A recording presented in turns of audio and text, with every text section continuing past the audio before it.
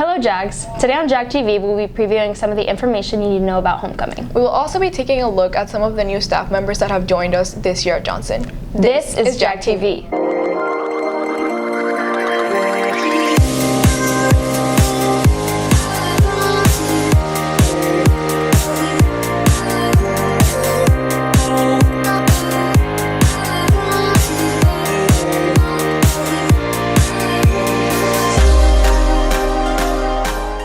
Don't forget, Life Touch is on campus for the rest of the week for school pictures. Students will be escorted to the library during their English classes, and these are the photographs that will be used in the yearbook. Tonight at 7 p.m. there will be a pep rally in the gym to celebrate homecoming week. There will also be a safe driving event during all lunches this Friday.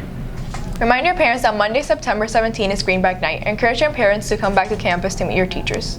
With only 4 days before homecoming, here are some last-minute things you should know. With homecoming around the corner, there are some things you should know before purchasing your tickets.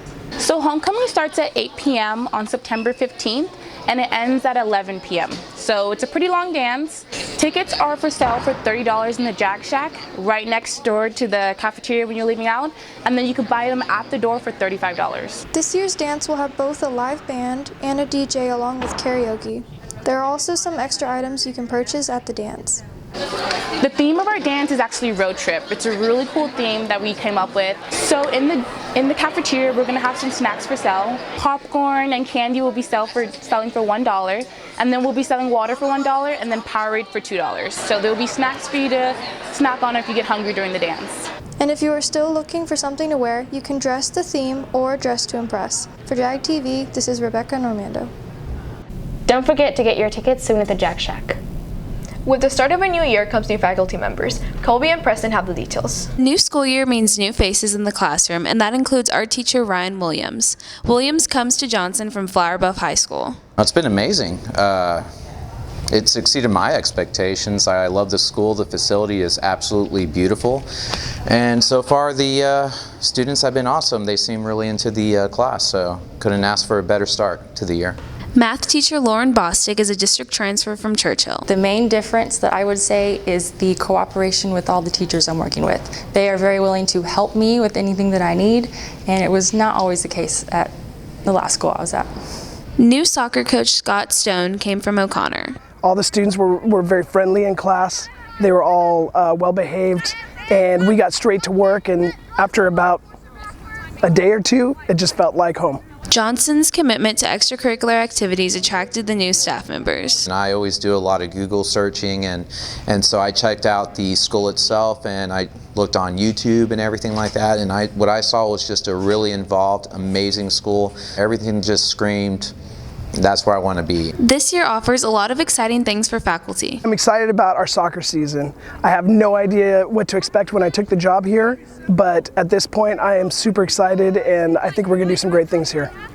From the campus of Johnson High School and JAG TV, this is Colby Edmonds.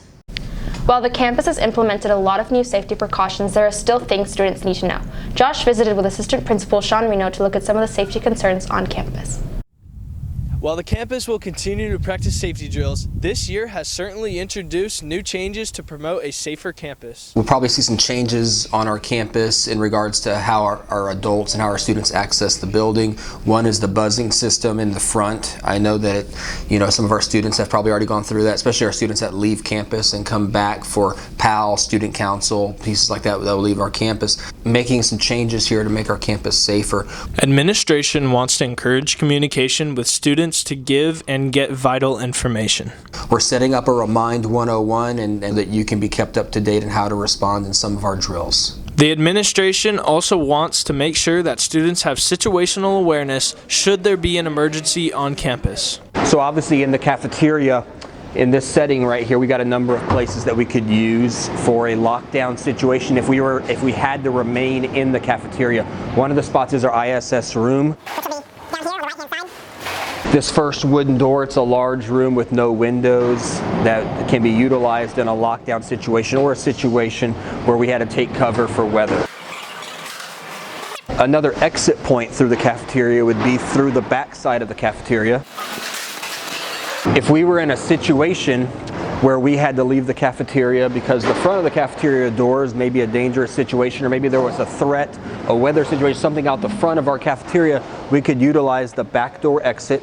If we had to leave the cafeteria, we could use the back door right here. We don't use this exit during the school day, but again, in an emergency situation, this is our back exit. It could lead us down towards the ROTC building, again to the athletic fields, eventually even to Roan Forest if we needed to leave the campus. There are a number of exits through the kitchen that we could utilize to leave campus if we needed to. The first exit right here is directly through this door. This door would lead you again to the parking lot right here on the side and allow you to utilize the exit off campus into Roan Forest eventually.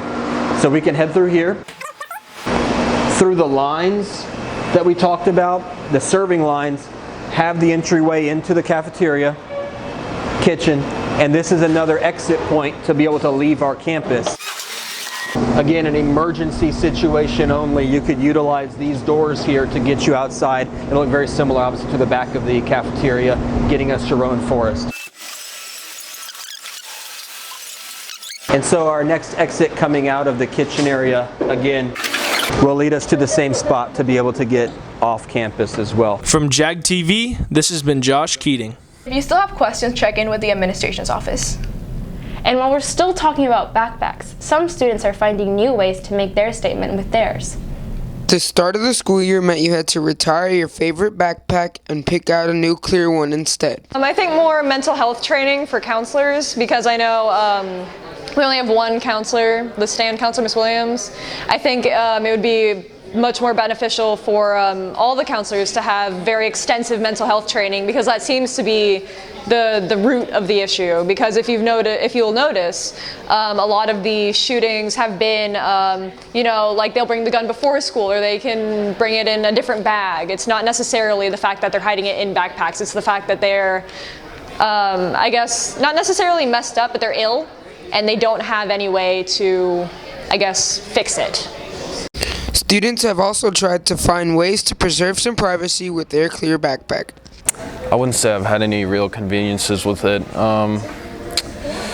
The smell of it, being in the hallway with at least 50 other people, can get a little annoying. It's very weird. It's not something I'm used to at all, and that's the only inconvenience I would say I have with it. I think it is definitely a step in the right direction, but I don't think it will change much. And while it has been a big change, some students know it's all in the name of safety. I have had no issues with the backpacks. I have mostly freshmen and sophomores, so they've just accepted it and there's no problems. I don't hear any complaints. So to be honest, it seems like it didn't even faze y'all, so it's pretty good. I do think it's a step in the right direction. We all have to start somewhere. It shows concern that the school does have concern, and the parents feel that it's a good thing, I'm sure. I have a kid in the district, and I feel like it's helping y'all in a little bit of a way. So any type of precautionary that is offered, I'm good with it. Teachers we spoke with say the student body has handled this change remarkably well. I haven't had any issues with clear backpacks. Everyone has had them and they haven't been a problem so far. I think that they are. I think that anything that we can do to help keep everybody safe at school is a good thing. For JAG TV, this is Nick Casanueva. Many of the students at Johnson take part in extracurricular activities. One junior takes part in a sport unlike any other. Aldara and Katie tell us more. On any given weekend, you can find junior Vaughn Cox practicing at Cycle Ranch in Floresville, Texas. Here, he is able to connect with people who share his same interest of dirt biking. I come here mostly just because the track is so nice. I remember the first time I came here, I couldn't even go a lap without falling just because it was so sandy and the jumps were so big, but I just kept coming here and it just week after week it just got more fun, and I kind of got the hang of the track and the layout and stuff, and it's basically where I come all the time. With multiple trophies and awards, Vaughn says it all started 13 years ago. I guess it started when I was about 5 years old. I went to my parents' friend's house, and I saw a kid riding a little Razor dirt bike around, and I couldn't even ride a bicycle yet, but I just knew I kind of wanted to get a dirt bike or something like that. And my parents made a deal with me once I could figure out how to ride a bicycle with no training wheels, I could get a dirt bike. And I guess the next day I woke up and the sun was barely up, and I went and found whatever tools I thought I would need to take training wheels off and tried to just figure it out. That's what I've been doing for the past 13 years. So. And after taking part in many competitions throughout the years and suffering many injuries, it's his passion that kept him motivated. I think the reason I'm so passionate about it is just like, it's nothing like I've ever done before. I've played all the ball sports, played football, or not basketball, but football, baseball, soccer, and this is just like nothing compares to it. The adrenaline is so different.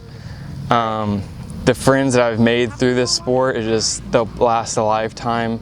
I never would have met any, like probably half the people I know. Yeah, it's just like, I love it so much just because like every time I ride, it's like I can feel myself getting better, and yeah, it's just like nothing I've ever done before. Vaughn expressed the challenges of keeping level-headed and focused in order to get better. There's no one sitting on the back of the bike with you to tell you what to do, so it's basically just you doing what you feel is right, and you know, sometimes it can come back and bite you in the butt, but it's just all part of the learning factor. From Cycle Ranch in Floresville, Texas, this has been Katie Peters. And finally, here's something fun from our crew. Hey guys, welcome back to our ASMR clear backpack crinkling.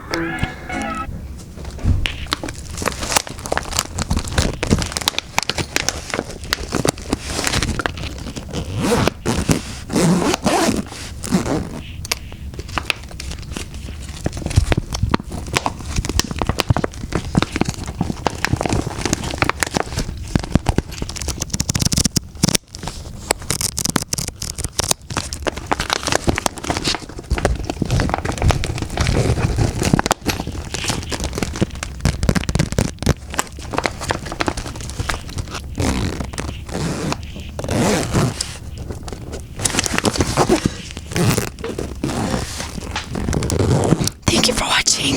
And that's all we have for this week, JAGs. From JAG TV, this has been Talia Pimienta and Aldara Velasquez. See you next time, JAGs.